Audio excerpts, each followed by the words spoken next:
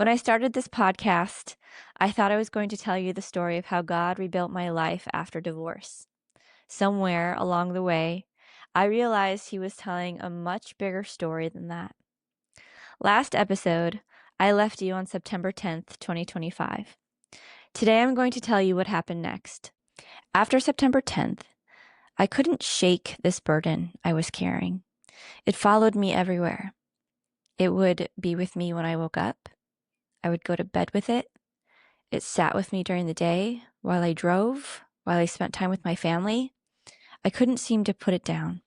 I wasn't depressed. I wasn't walking away from my faith.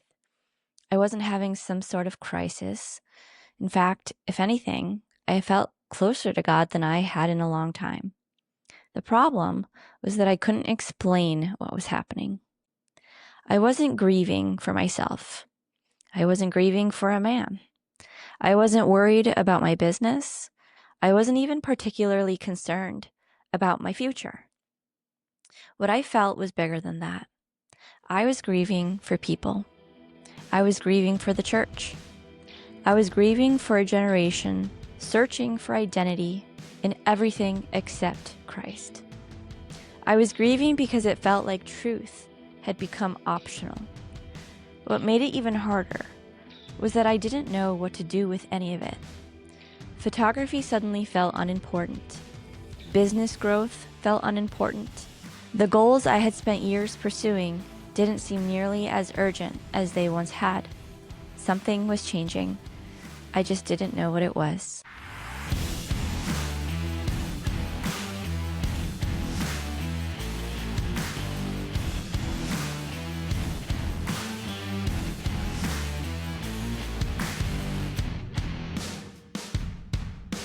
Welcome back to Karin with an I Build Bold. I'm Karin. Today is our season 1 finale.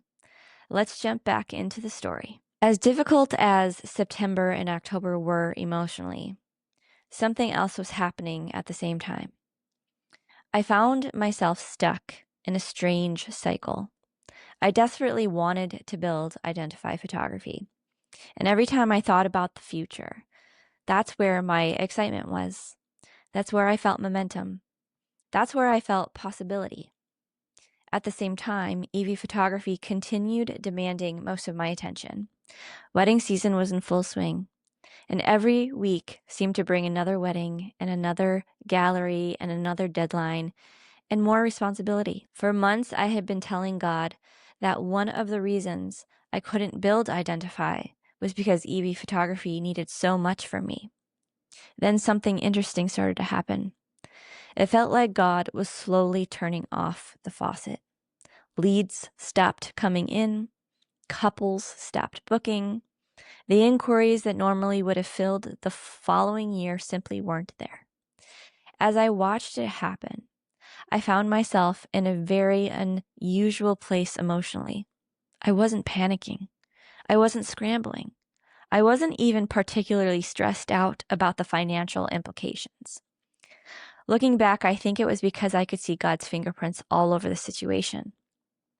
Only a few weeks earlier, He had taught me about the waiting room. He had shown me that His silence wasn't His absence. And because of that, instead of reacting with fear, I found myself watching with curiosity. I kept asking, "What are you doing, Lord?" Not because I doubted Him, because I genuinely couldn't see where all of this was leading. One of the things I didn't mention was while I was attending the first retreat in Florida back in the spring, my team was communicating with WeWork, which is where our Chicago offices were. Our lease was up for renewal in July. The problem was that they wanted us to sign another 2-year agreement and more than double our rent. There was absolutely no way I could justify that. The numbers didn't make sense, the timing didn't make sense, and the commitment didn't make sense. We still needed the office because we had meetings scheduled with our 2025 couples all the way through January of 2026. but I wasn't interested in committing to another 2 years for a business I wasn't even sure would still be operating in the same way. My team informed WeWork that we would not be renewing. Then we started looking at alternatives. Maybe we could find another office. Maybe we could find something temporary. Maybe we can find a month-to-month option. At the same time, I started praying. Honestly, it felt like one more problem I didn't have the bandwidth to solve. Then WeWork emailed us back and told us instead of just canceling the renewal, why not make us a counter offer? I remember telling Jeff, one of my team members, that I wasn't interested in negotiating because WeWork doesn't even do 6-month leases. Everyone knows that. Their entire business model is built around longer commitments. Even though I wasn't interested in negotiating anything with them, I told Jeff to go ahead and write an email and let them know exactly what we needed. I mean, what's a no going to do? We're still in the same situation. So he told them we need it for 6 more months. We can't pay any more than we're currently paying. Otherwise, we're just still going to walk away.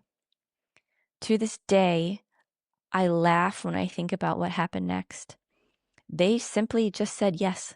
No argument, no negotiation, no explanation, just an okay, we'd be happy to extend your lease for 6 more months at the same exact rent you were paying. I remember reading that email from Jeff and thinking, like, this has to be a God thing. Nothing about that situation should have worked the way it did. Yet, somehow, it did. That 6-month extension gave me exactly what I needed and nothing more. But January 2026 was another date and another deadline and another reminder that something was changing. Then my admin gave me a financial update. She walked me through the numbers and told me that based on where things currently stood, I would be able to pay all my 2025 expenses and continue paying myself for a few months into 2026. I remember sitting there looking at the numbers, the office lease ending in January, the team contracts ending in December. There were only 3 weddings booked for 2026. The finances carried me just far enough into the next year. Everything pointed in the same direction. It felt less like a business decline and more like God was intentionally shutting something off all at the same time. The closer I got to November, the more convinced I became that I needed to return to Florida for the second retreat with John and Erica. During the spring retreat, they had already told us that there would be a second retreat in the year, and I committed to going. What I didn't know was everything that would happen between those 2 trips. And by the time November arrived, I felt like a completely different person than the women who had first stepped into that beach house in April. I was grateful that I had reached out to Erica back in October. There was a part of me that didn't even want to go anymore. The burden I had been carrying since September felt heavy. Photography no longer felt important, and business growth no longer felt important. I was struggling to understand what God was doing, and if I'm being honest, I wasn't sure a photography retreat was what I needed. But when I talked through it with Erica, she encouraged me to come anyway. She reminded me that it didn't have to be about photography. It didn't have to be about business. She simply felt like I needed to be there. Something inside me agreed. Unlike the first retreat, there had been regular Zoom calls leading up to this one. Only 2 of us were returning from the spring retreat, so I knew I would be walking into a completely different group of people. Even so, I couldn't shake the feeling that God wasn't finished.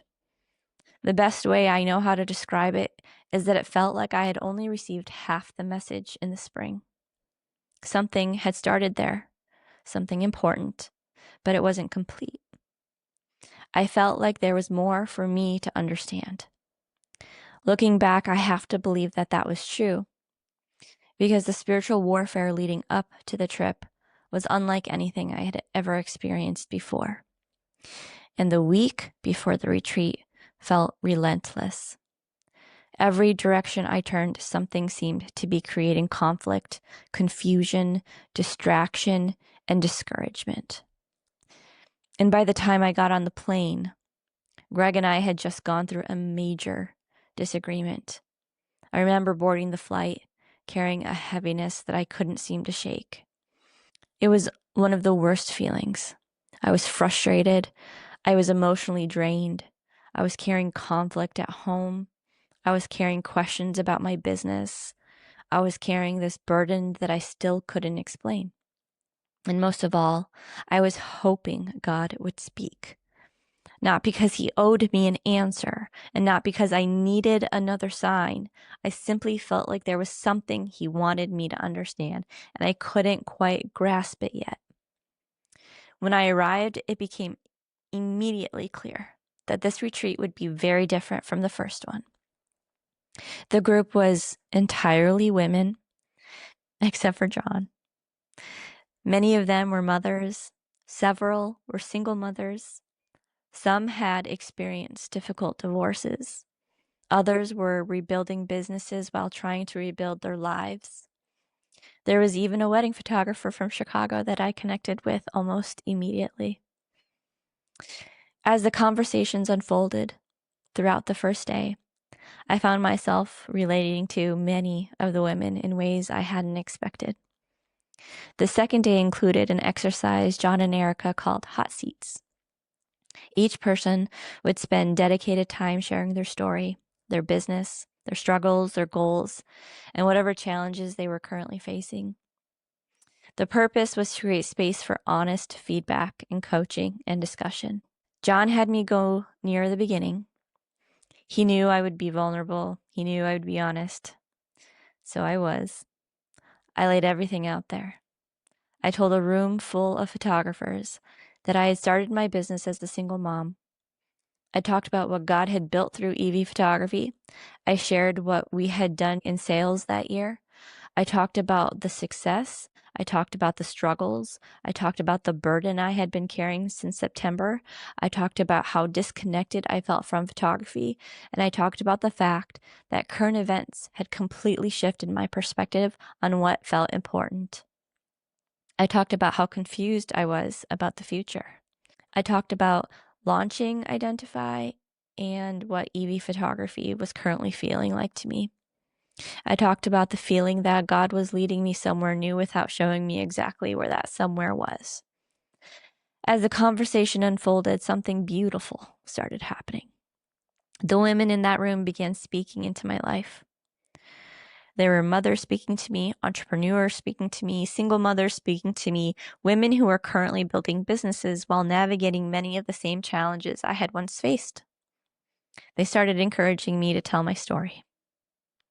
They started asking questions about identity. They started talking about the impact my story could have on women who were trying to rebuild their lives after difficult seasons. Conversations became much bigger than photography. The more they spoke, the more I realized they weren't responding to my business experience. They were responding to my testimony. And for the first time, I wasn't hearing, "Tell your story," from just one person. I was hearing it from an entire room. Then John did something interesting, and he turned to Erica. Throughout the entire conversation, she had remained quiet, far off in a corner of the room. She had been listening, watching, and taking everything in. After everyone else finished speaking, John invited her to share her thoughts, and the room became very quiet. Erica looked at me, and I did not look at her because I knew what would happen if I did. Erica looked at me and started connecting the dots that I could not see for myself. She talked about my past. She talked about the first retreat. She talked about the waiting room. She talked about the burden I had been carrying. She talked about the women sitting in that room. One by one, she began laying out the events of the previous year as though they were puzzle pieces that had always belonged together. As she spoke, I felt something happen inside me. And for the first time, everything started to make sense. What if women didn't just need business education? What if they needed help understanding their identity in Christ? What if they needed honest conversations about fear, purpose, obedience, rebuilding, and faith? What if they needed someone willing to tell the truth about what it actually looks like to walk with God through difficult seasons? What if all these experiences weren't random? What if God had been preparing me for this all along? I can't explain it any better than this, but something inside me was just screaming, yes. Not because I understood exactly what it would become, not because I had a plan, not because I felt qualified, simply because I knew it was true. And for the first time in months, I had clarity. I remember telling John and Erica that I felt like I had finally received the bookend to this first retreat. The spring retreat had opened a door, and this retreat had shown me why. As I flew home from Florida, I knew I was going to do it. I didn't know exactly what it was yet. I didn't know what the platform would become. I didn't know how God would use it. I didn't know what I was going to call it. I didn't know if anyone would ever listen. What I did know was that for the first time in months, I had a little clarity. The burden I had been carrying since September finally had somewhere to go. And for months, I had been asking God, what am I supposed to do with it? I had this growing concern for women, for identity, for truth, for the church, for people who knew Christian language but didn't know scripture. I could feel something building inside me, but I couldn't figure out what the outlet was supposed to be. Then I sat in that room with those women. I listened to them speak life into me. I listened to John ask questions that pulled things out of me I hadn't connected yet. And I listened to Erica connect dots that stretched all the way back to my friends and Lily, to processing my testimony, to the waiting room, and the burden I had been carrying since September. And for the first time, I could see the thread running through all of it. So I came home and said yes. With bold obedience, I announced on New Year's Eve that I was starting a podcast. I thought that was the scary part, but I was wrong. Around the same time, I decided to go on a little solo retreat to begin writing the podcast when one of my childhood best friends called to report that she was moving back to Chicago. Her name is Elizabeth. Those closest to her have always called her Bit. She had been gone for over 6 years, and to understand why this matters, you need to understand who she is to me. Our parents grew up together, but Bit and I didn't really become friends until junior high. And over the years, we shared so many similar experiences that sometimes it felt like our lives were running parallel to one another. We're both creatives. We're both entrepreneurs. We've both built careers in the wedding industry. She became a wedding planner and designer, and I became a photographer. We both love the outdoors. We both love fitness. We both love Jesus. We were both pregnant with our first children around the same time. We both know what it feels like to build something from nothing. We both know what divorce feels like. We both know what single motherhood feels like. Yet, somehow, our personalities could not be more different. She's one of the few people on the whole planet who truly understands me. She understands my heart. She understands how I think. She knows when I'm being stubborn. She knows when I'm trying to carry something I shouldn't be carrying.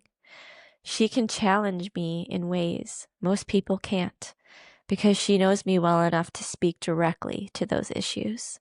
She's family. She's the kind of friend God gives you once in a lifetime. A couple years earlier, Elizabeth had gone through an incredibly difficult divorce while living in Georgia. It was messy. It was painful. It involved a long custody battle concerning her 4 boys.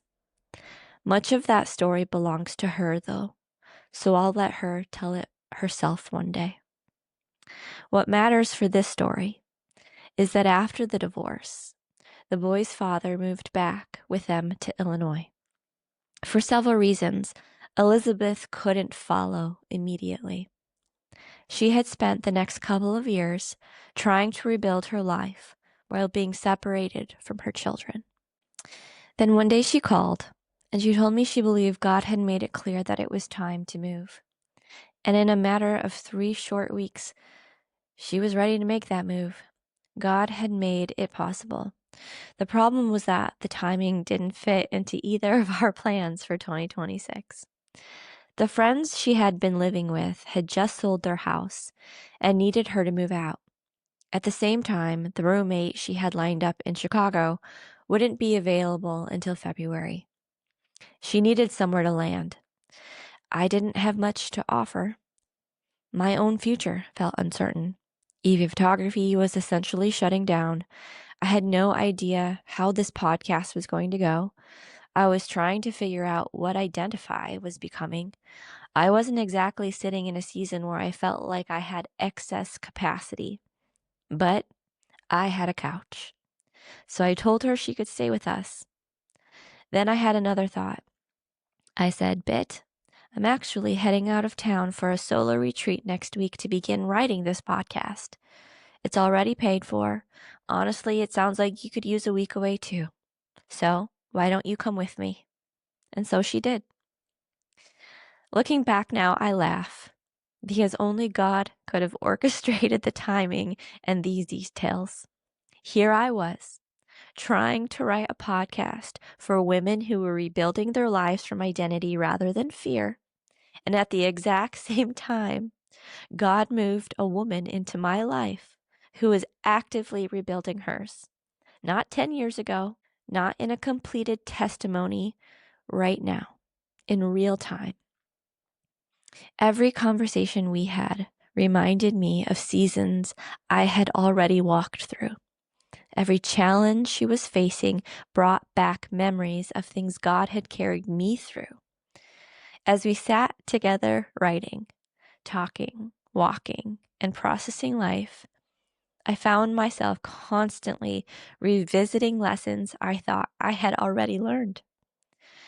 Then we came home, and that's when things got intense. Almost immediately, and before she had time to fully settle in, Bit's situation escalated. Bit suddenly found herself back in a custody process she thought she had already survived. What followed was a level of conflict that pulled her back into a chapter she had spent years trying to heal from. For Elizabeth, this wasn't just paperwork.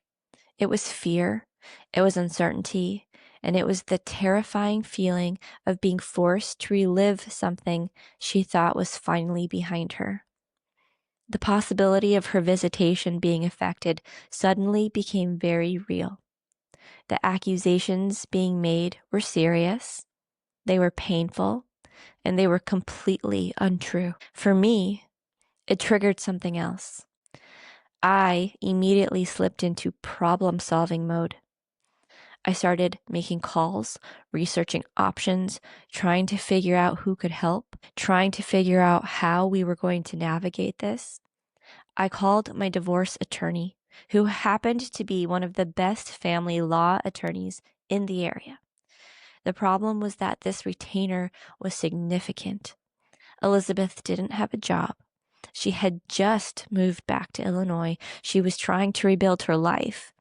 Once again, we found ourselves staring at a situation that seemed bigger than our resources. I wish I could tell you January and February were calm, but they weren't. I was trying to write a podcast while helping my best friend navigate a season that felt urgent and one we thought had been dealt with. I was trying to launch something new while not fully understanding what was happening with my old business. I was trying to help someone else trust God while constantly being challenged to trust Him myself. Some days it felt like everything depended on me. Of course it didn't, but that's what it felt like. Every day seemed to bring a new obstacle. Every day seemed spiritually charged. Yet through it all, God remained faithful. He provided. He opened doors.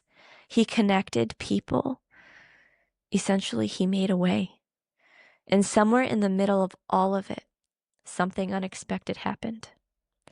The more Elizabeth and I talked about business, storytelling, creativity, entrepreneurship, and the future, the more we realized God might be doing something neither of us anticipated. The conversations we had lying face down on my living room floor slowly became conversations about vision, seated around my kitchen table. The vision slowly became conversations about partnership. The partnership slowly became conversations about building something together. And for the first time, I realized that maybe this podcast was never supposed to stop with my story. Maybe God wasn't simply asking me to tell women that they could build bold. Maybe He was building a space where women could tell their own stories, lift each other up, speak hope into one another, and begin dreaming again. At the time, I couldn't fully see where any of it was heading.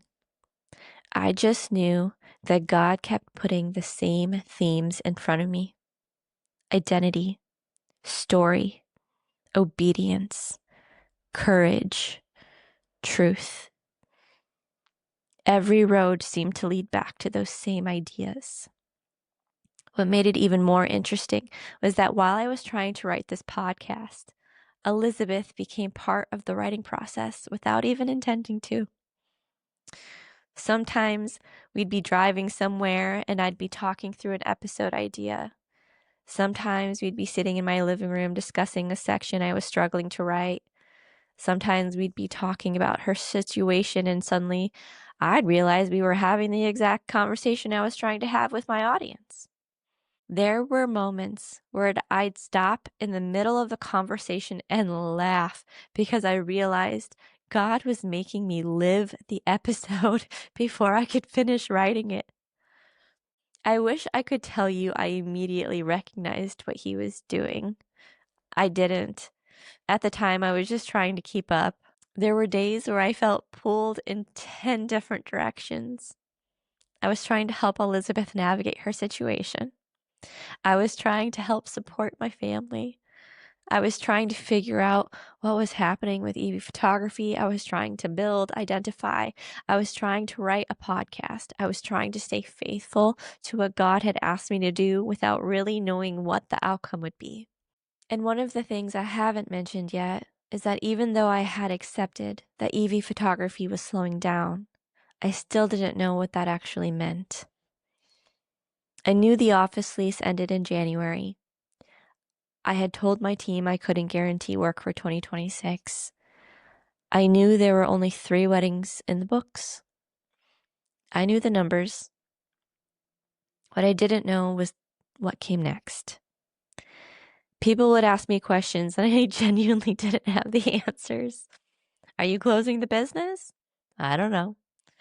Are you going to go full-time into branding? I have no idea. Are you starting a ministry? I don't think so. I don't know.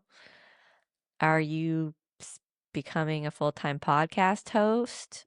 Are you a speaker? No, I don't know. The only thing I knew was that God had asked me to keep taking this next step, That's it. Not step 20, not step 50, the next one. As difficult as that was for someone like me, it became a daily exercise in trust. Then slowly, another unexpected thing started happening. The more Elizabeth and I talked, the more we realized our experiences complemented one another. Where I had spent years building and scaling a photography business, she had spent years building experiences, events, and client relationships. Where I saw one angle, she often saw another. Where I got stuck, she brought clarity. Where she felt overwhelmed, I could often help her see the next step. We started brainstorming ideas almost accidentally. I'm laughing because it can only be God. At first, it was just conversations. Then it became notes. Then it became whiteboards. Then long discussions about what the future could look like. What if there was a way to combine our experiences? What if there was a way to use everything we had learned in the wedding industry while also moving toward what God was putting on our hearts? What if the years we spent building separate businesses had actually been preparation? The more we explored those questions, the more excited we became. And for the first time in a long time, I wasn't looking at the future through the lens of what I was losing. I was looking at it through the lens of what God might be building. That's a very different perspective. Because if you had asked me 6 months earlier how I would have felt watching bookings disappear, watching my office close down, and saying goodbye to my team, I would have told you I would be terrified. Yet I wasn't. Sad at times. It felt like the end of an era. Absolutely. I was grateful. So very grateful. Nervous, occasionally, of course, but terrified? No. I had watched God move too many times. I had watched him answer too many prayers. I had watched him orchestrate too many details.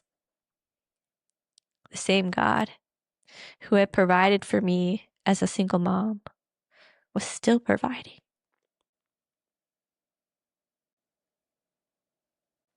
The same God who had led me through every chapter of the story was still leading. The details were different, but his character wasn't. As winter turned into spring, it became increasingly clear that Elizabeth and I were supposed to build something together. We're not ready to share every detail yet, but what I can tell you is that it combines many of the things we both love the most: storytelling, creativity, entrepreneurship, and the wedding industry. As Elizabeth and I kept talking through ideas, we started realizing that we worked really well together. Not surprising, honestly. We've known each other forever, but what was surprising was how naturally our skills seemed to complement each other. I'd have an idea and she'd see something I was missing. She'd have an idea and I'd see something else she was missing. We'd spend hours talking through business ideas, stories, creative projects, all sorts of things. At first, it was just conversations. Then it became brainstorming. Then it became, wait a second, what if we actually did this? What's interesting is that while all of this was happening, I still fully didn't understand where God was leading me. I knew EV photography was changing, and I knew Identify was changing. I knew I had said yes to the podcast. I knew God was doing something. I just couldn't see the whole picture yet. And honestly, I'm kind of glad I couldn't. Because if God had shown me the whole thing back in March, I probably would have talked myself out of it. That's usually how I work. I want the plan. I want the spreadsheet.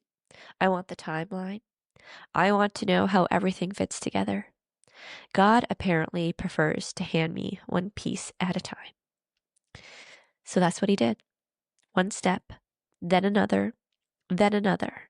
And somewhere in the middle of all of it, all the uncertainty, I found myself building something I never expected to build. Not just a business and not just a podcast, something bigger than that. And that's where I want to pause the story for a minute, because before I tell you where all of this is going, I need to tell you what God was teaching me through it. Looking back, I can see that God wasn't just changing my business. He wasn't just teaching me how to tell my story. He wasn't just preparing me to launch a podcast. He was exposing something in me that I didn't realize was there. For most of my life, I thought obedience worked like this. God gives the plan. I understand the plan. Then I decide whether or not I'm willing to follow it. The problem is that God rarely works that way. What I wanted throughout this entire season was clarity. I wanted a roadmap. I wanted the 5-year plan. I wanted to know what would happen with EV photography. I wanted to know whether Identify would succeed. I wanted to know where the money would come from. I wanted to know why God was putting such a burden on my heart. I wanted to know what Karin with an I was supposed to become. I wanted understanding before obedience. God kept asking for obedience before understanding. That's a very different thing. When my friends and Lily and many others encouraged me to process my testimony, I didn't know why. When Erica told me to make it about my story, I didn't know what that meant. When God started turning off the faucet of EVP, I didn't know where he was leading. When I sat in the room in Florida and felt him calling me to speak, I didn't know what that would look like. When I announced the podcast on New Year's Eve, I still didn't know where that was going to go. I just knew the next step. That's it. What I realized is that fear often disguises itself as a need for more information.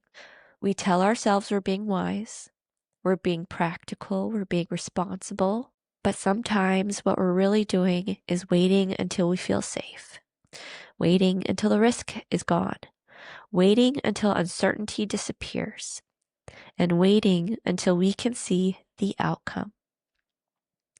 The problem is that if I had waited for certainty, I never would have moved. I would still be standing exactly where I started. The lie was that I needed the whole plan. The truth was that I only needed enough faith for the next step. The truth God kept bringing me back to throughout this entire season was the same verse we started with the intro episode. 2 Timothy 1:7. For God gave us a spirit not of fear, but of power and love and self-control. I've heard that verse countless times throughout my life. Most Christians have. It's one of those verses we memorize, we put on coffee mugs and share with people when they're going through something difficult. What I didn't realize was how much deeper my understanding of that verse needed to become. When I first read it years ago, I thought fear was something obvious. Fear was being scared. Fear was panic. Fear was anxiety. What I've learned is that fear is often much more subtle than that. Fear disguises itself as wisdom. Fear disguises itself as waiting for the perfect time. Fear disguises itself as needing more information. Fear disguises itself as being practical or as wanting a better plan. As I look back over the years, I can see countless moments where fear could have disguised itself as something reasonable. Fear could have convinced me not to process my testimony with Lily because I didn't know if I'd ever use it. Fear could have convinced me not to go to Florida because it felt financially and parentally irresponsible. Fear could have convinced me not to invest in myself Fear could have convinced me to ignore what Erica was saying about my story, and fear could have convinced me to hold tighter to EV photography when the bookings stopped coming. Fear could have convinced me not to release my team. Fear could have convinced me not to start a podcast. And fear could have convinced me to keep waiting until I had everything figured out. From the outside, all of those decisions could have sounded really wise and responsible and practical. The problem is that God wasn't asking me to figure everything out. He was asking me to trust Him. That's where the first part of this verse became so important to me. God has never given us a spirit of fear. Fear was never supposed to be the thing directing my decisions. Fear was never supposed to be the architect of my future. If fear is making the decisions, then I'm building from the wrong foundation. The second thing Paul reminds Timothy of is power. Not my power, God's power. The power to take the next step when I don't even know where the road ends. The power to obey before I understand. The power to trust God's character when I can't see His plan. I spent so much of this season wanting God to explain Himself. Instead, He kept asking me to trust Him. The third part of this verse is love. Looking back now, I can see how important that piece was. Because while God was asking me to step into something new, He was also asking me to love people in front of me. Not someday, not after I had a platform, not after I had everything figured out, right now. That looked like serving my family. That looked like walking alongside Bit. That looked like making room in my life for someone else's burdens while I was carrying my own. That looked like choosing people over comfort. It also looks like pulling my children out of school, deciding to homeschool, and intentionally discipling them. Then finally, Paul talks about self-control, or depending on your translation, a sound mind. This might be the part I relate to most because I wanted answers. I wanted certainty. I wanted timelines. I wanted clarity. I wanted to know exactly what God was building before I committed to it. Instead, God taught me discipline. The discipline to trust Him one step at a time. The discipline to stop trying to force outcomes. And the discipline to stop demanding answers He wasn't giving. The discipline to remain faithful in the waiting room. When I look back over everything that happened between the spring retreat and today, I don't see a God who abandoned me. I see a God who faithfully led me one step at a time. I don't see a God who withheld information. I see a God who gave me exactly what I needed when I needed it. I don't see a God who left me to figure things out alone. I see a God who repeatedly provided people, opportunities, confirmation, encouragement, and direction exactly when they were needed. What changed wasn't God's faithfulness. What changed was my willingness to trust Him before I understood what He was doing.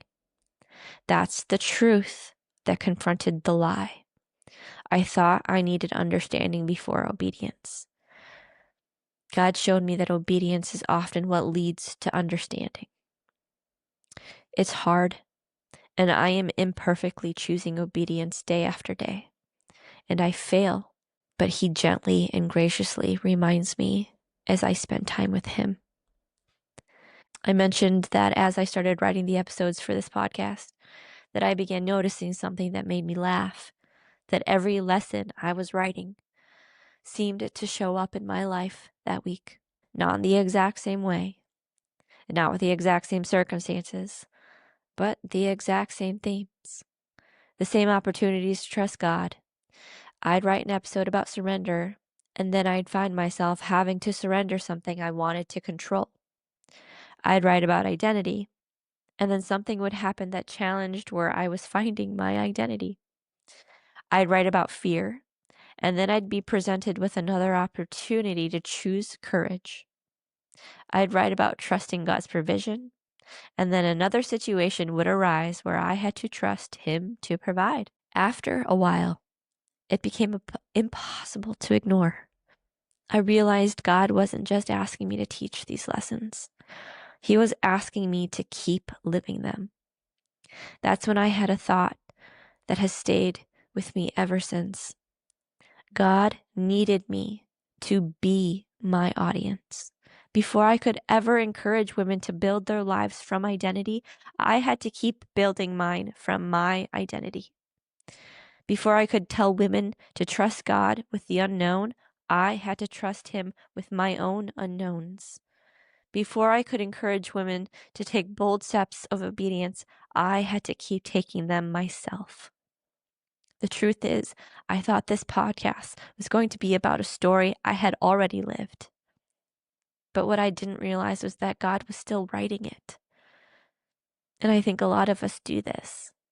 We tell ourselves that once we get through the hard seasons, then God can use us. Once we're healed, once we have the answers, once we have the plan, once we finally feel qualified, then we'll step out. Then we'll share our story. Then we'll help other people. But what if God isn't waiting for you to have everything figured out? What if He's asking you to walk with Him right now? What if the very thing you're currently walking through is part of the testimony He's writing? What if your waiting room isn't wasted?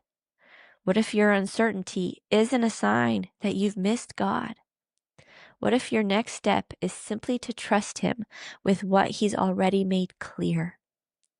Because that's what I found myself coming back to over and over again this year. I didn't know what would happen with EV photography. I didn't know what Karin with an I Build Bold would become. I didn't know how God was going to provide. I didn't know what the future would look like. But I knew what the next step was. And most of the time, that's all God was asking me to focus on. Not the entire staircase, just the next step. And maybe that's where you find yourself today. Maybe you've been waiting for clarity when God has already given you a direction. Maybe you've been waiting for certainty when God is asking for trust. Maybe you've been waiting for fear to disappear before you obey. Friend, ladies, fear may never disappear completely. The question isn't whether you feel afraid. The question is whether fear gets to make the decision. Because God has not given you a spirit of fear. He has given you a spirit of power, love, and self-control. The same spirit that sustained me through every chapter of this story is available to you in yours. You don't need the whole plan. You just need enough faith to take the next step. One of the hardest lessons I've had to learn is that obedience doesn't begin when fear disappears. Obedience begins when God speaks. And the hard truth is that many of us aren't waiting on God. We're waiting uncertainty, and we're waiting until the risk feels smaller. We're waiting until the path becomes obvious. We're waiting until the outcomes feels predictable. We're waiting until we feel qualified. We're waiting until we're no longer afraid. But that's not faith. If I look back over the last decade of my life, almost every significant thing God has done started with a step that didn't make complete sense at the time. Starting a business as a single mom didn't make sense. Trusting God through divorce didn't make sense. Building a life I couldn't yet see didn't make sense. Going to Florida didn't make sense. Launching this podcast didn't make sense. Yet every time I took the next step, God met me there. Not before, there. Sometimes I think we want God to give us step 10, while we're still standing on step one. Meanwhile, he's simply asking us to trust him enough to take the next step he's already revealed. The truth is, you don't need a complete plan to obey God. You don't need a 5-year roadmap, and you don't need guarantees and certainty. You just need faith. Not faith in yourself, not faith in your abilities, faith in the God who already knows where the road leads. If there's one thing this season has taught me, it's that God's faithfulness is not dependent on my understanding. He's faithful whether I understand what he's doing or not. He's faithful when he's speaking loudly. He's faithful in the waiting room, when doors are opening, when doors are closing, when the future feels clear, when the future feels uncertain. The question isn't whether God is faithful. The question is whether we're willing to trust him enough to take the next step. As we close out this season, I want to leave you with a few questions to sit with this week. Where in your life are you waiting for certainty before taking a step of obedience? And what is the last thing God clearly asked you to do? Have you been asking him for a new answer when he's waiting for you to act on the one he's already given? What fear has been disguising itself as wisdom, caution, or practicality in your life? If you fully trusted that God was with you, what would you do differently this week? What would it look like to stop focusing on the entire staircase and simply take the next step? This week, I want to challenge you to do something simple. Don't focus on the next year. Don't focus on the next 5 years. Don't focus on how everything is going to work out. Ask God one question. What is the next step you have already made clear? Then take it. Not because you have all the answers, and not because you feel ready, not because you aren't afraid. Take it because he's worthy of your trust, and take it because his character is more reliable than your circumstances. Take it because faith grows when it's exercised, and take it because you were not given a spirit of fear. You were given a spirit of power and love and self-control, and build from that place. Build from identity and build from obedience. Before we wrap up season 1, I want to give you a little update and closing to the story.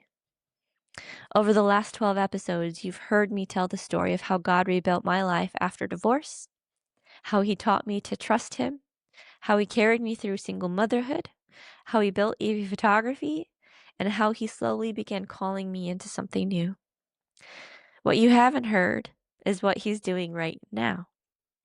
As of today, Evie Photography is officially in a season of transition. I wouldn't say it's gone. I wouldn't even say it's over. It's simply changing. For over a decade, that business has been one of the greatest gifts God has ever entrusted to me. It provided for my children. It introduced me to incredible people. It taught me lessons I'll carry with me for the rest of my life. It gave me opportunities I never could have imagined when I was a scared single mom trying to figure out how to pay the bills. I will always be grateful for that chapter. At the same time, God has been opening doors into something new.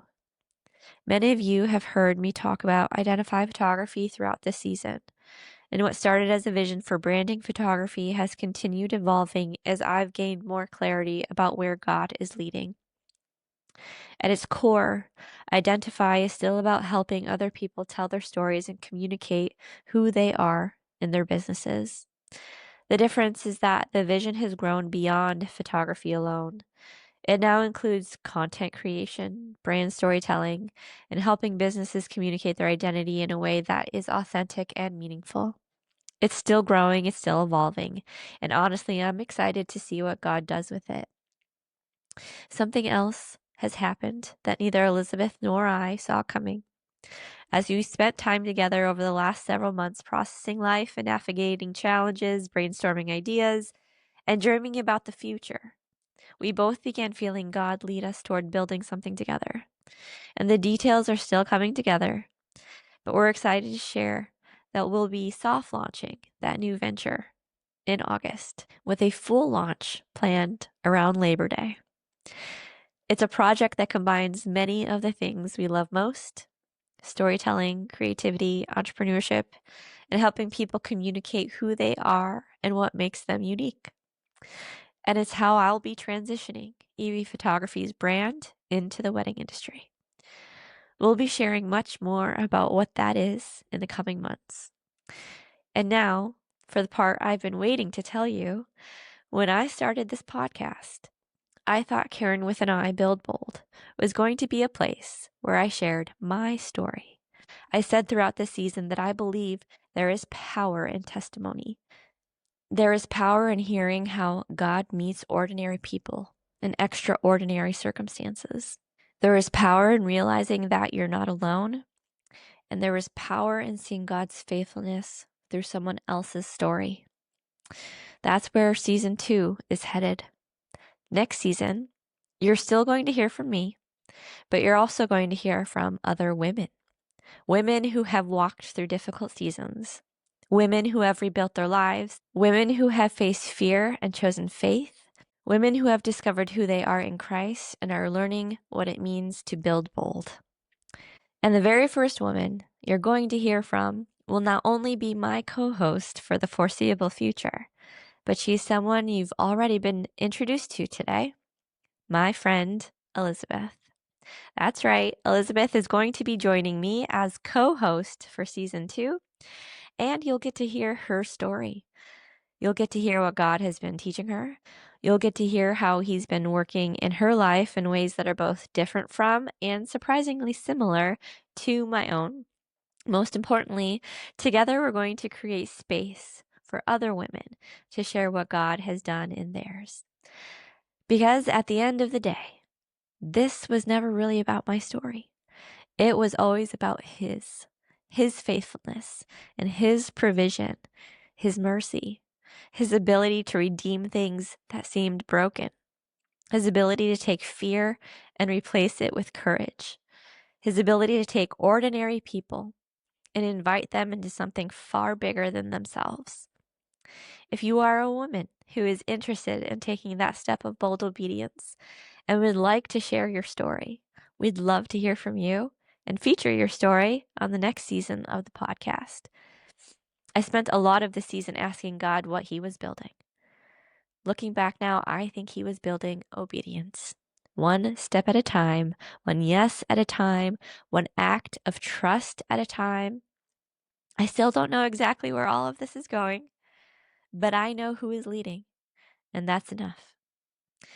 Thank you for being a part of this journey. Thank you for listening. Thank you for letting me share my story. I'll see you in season 2. Until then, remember, you were not given a spirit of fear. You were given a spirit of power and love and self-control.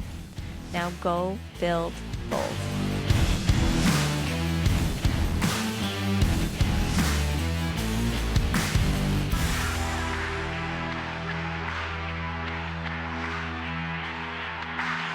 If something from today's episode resonated with you, you have a story you would like to share or questions, I genuinely would love to hear from you.